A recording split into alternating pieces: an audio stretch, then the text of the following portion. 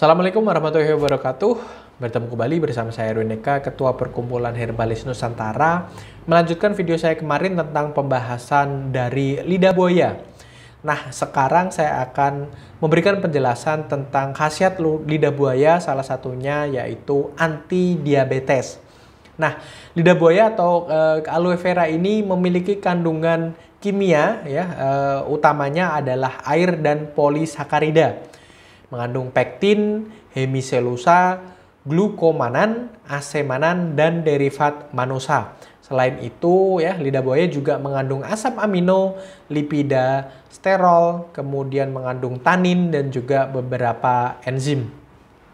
Kandungan gula utamanya yaitu manosa fosfat, kemudian 5 senyawa fitosterol yang dilaporkan terdapat di dalam lidah buaya atau aloe vera ini, yang notabene merupakan gel yang aktif sebagai anti diabetes.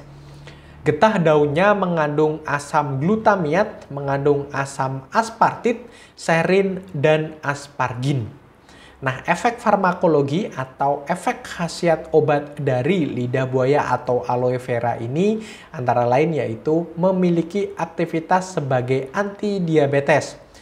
Dilakukan uji penelitian dengan menggunakan ekstrak air panas daun lidah buaya kering dengan dosis 0,5 gram per kilogram berat badan diberikan secara praklinis intragrastik terhadap tikus selama 7 hari menunjukkan aktivitas anti hiperglikemia Dan pada penelitian efek anti hiperglikemia, hiperglikemia adalah kondisi kadar gula darah yang berlebih. Gel lidah buaya dan 5 senyawa isolasi dari gel tersebut dapat diidentifikasi sebagai iofenol atau metilofenol dan juga mengandung metilin siklotranol terhadap mencit yang masing-masing diberikan dosis 1 gram per kilogram berat badan dan menghasilkan penurunan gula darah secara signifikan ketika diukur gula darahnya dalam kondisi puasa masing-masing sebesar 64%, 47%, 51%, dan juga 55%. Dan dibandingkan dengan kontrol. Selain itu, mencit diabetes yang diberikan perlakuan dengan fitosterol tidak mengalami penurunan berat badan akibat kehilangan glukosa melalui urin. Karena itu, dapat disimpulkan bahwasanya gel lidah buaya memiliki efek jangka panjang mengontrol kadar gula dalam darah dan sangat berguna terutama bagi penderita diabetes mellitus tipe 2. Nah, jadi dapat disimpulkan salah satu khasiat indikasi dari lidah buaya ini membantu untuk meringankan keluhan penyakit kencing manis atau diabetes terutama tipe 2. Nah, untuk catatan ada kontraindikasi dari lidah buaya atau aloe vera ini tidak disarankan untuk dipakai pada penderita yang mengalami gangguan usus atau stenosis dan pasien karena dehidrasi atau kekurangan elektrolit atau pasien yang mempunyai penyakit sembelit kronik. Lidah buaya sebaiknya juga tidak diberikan untuk pasien yang memiliki abdominal yang tidak terdiagnosa seperti mual, nyeri, atau muntah. Lidah buaya juga dikontraindikasikan pada pasien yang telah diketahui memiliki alergi pada tanaman Liliaceae. Jadi mereka yang memiliki alergi terhadap tanaman Liliaceae sebaiknya hindari penggunaan aloe vera atau lidah buaya ini.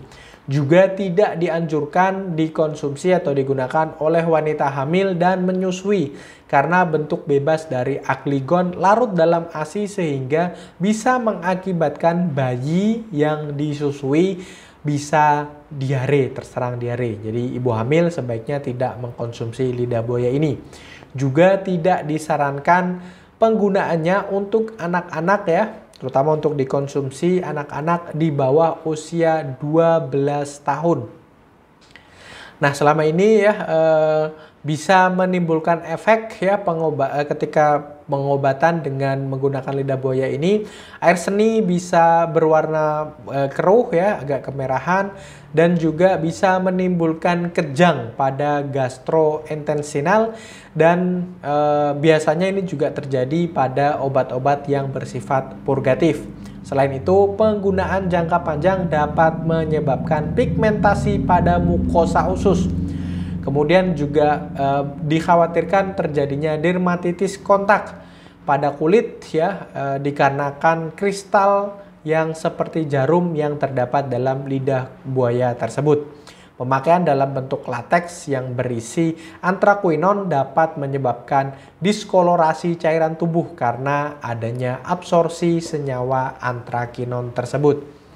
Nah, terjadi interaksi penggunaan ketika dikonsumsi bersamaan dengan glikosida jantung dan juga obat-obatan anti aritmia ya. Jadi sebaiknya Anda yang mengkonsumsi obat-obatan yang berkaitan dengan fungsi jantung tersebut ya, tidak mengkonsumsi lidah buaya karena dapat menyebabkan kehilangan ion K+ yang dapat mengurangi efek glikosida jantung dan obat-obatan anti aritmia. Apabila hal ini terjadi, maka disarankan untuk menghentikan mengkonsumsi lidah buaya dan kadar K+ tersebut dapat dimonitor dan bila perlu sebaiknya mendapatkan tambahan asupan K+ tersebut. Nah, adanya induksi hipoklemia oleh beberapa obat seperti diuretik thiazida, kemudian kortikosteroid 2,3 dan Gixiria glabra ya dapat menyebabkan diferensiasi K+ dalam tubuh apabila digunakan bersama-sama dengan lidah buaya. Dapat juga terjadi hipoglikemik ya atau kadar gula dalam darah yang cenderung rendah apabila lidah buaya ini dikonsumsi bersamaan dengan obat-obat anti diabetes. Kemudian terjadi toksisitas pada penggunaan jangka panjang dan akan mengakibatkan terganggunya keseimbangan elektrolit di dalam tubuh Anda.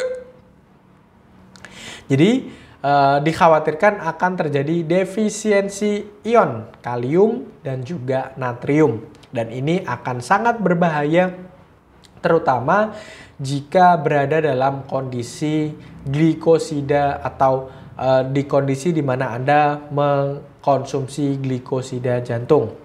Nah, dari hasil uji toksisitas akut ekstrak etanol dengan dosis 25 sampai dengan 37,5 dan juga 50 mg per kilogram berat badan yang diberikan pada mencit putih betina selama 10 hari menunjukkan terjadinya penurunan jumlah fetus, terlihat kelainan pada tulang bagian ekor dan terdapat tulang pada jari kaki depan dan turunnya fertilitas. Jadi tidak disarankan ya untuk dikonsumsi oleh mereka secara berlebihan ya, dan untuk ibu hamil sebaiknya menghindari konsumsi lidah buaya ini. Nah, dosis yang disarankan ya untuk anti diabetes Anda bisa mengkonsumsi antara 100 sampai dengan 250 gram saja daging lidah buaya setiap harinya. Nah, sekian untuk video kali ini, semoga bermanfaat bagi Anda sekalian ya. Info seputar pelatihan Anda bisa mengunjungi website kami di herbalisnusantara.com atau Anda juga bisa bertanya secara langsung melalui nomor WhatsApp kami. Saya Ahri, wassalamualaikum warahmatullahi wabarakatuh.